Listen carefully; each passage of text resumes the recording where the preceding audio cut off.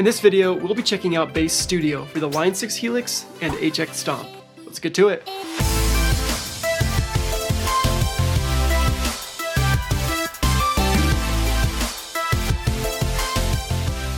With Bass Studio, you get two bass rigs, the Studio Bass, which runs through an emulated Ampeg head and cab, and the Classic Bass, which runs through an emulated Gallion-Kruger head and an Ampeg cab. Let's talk effects. Both of these bass rigs include a ton of virtual effects pedals to let you get just about any bass sound that you're after. Some of these pedals are those always-on type of pedals like your compressors, and other pedals are set up so that you can turn that specific effect on and off with a foot switch. Now, let me take just a moment to highlight the amount of detail in these foot switch mappings. As you can see here, there is a lot more going on than your typical bypass or those on and off type of mappings. This is because I spent literally hours tweaking these effects so that they sound good solo and also when stacked. Is it overkill?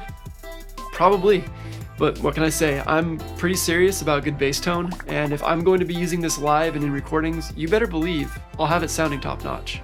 Now that you've seen how Bass Studio works on the Helix platform, you might be wondering how it functions on the HX Stomp.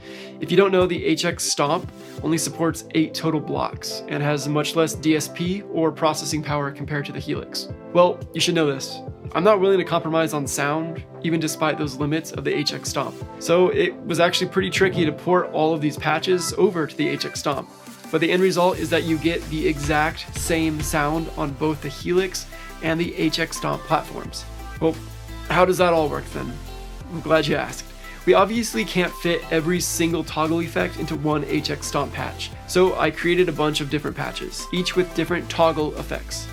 A guide is included with Bass Studio that helps you choose the patch you're looking for based on the effects you want to use in that patch. Just make sure to change the HX Stomp to utilize all 3 foot switches. I think the last thing is for you to actually hear how Bass Studio sounds.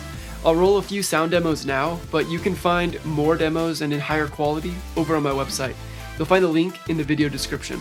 Oh yeah, and you can use that same link if you want to support what I do and pick up Bass Studio. Now, onto those demos.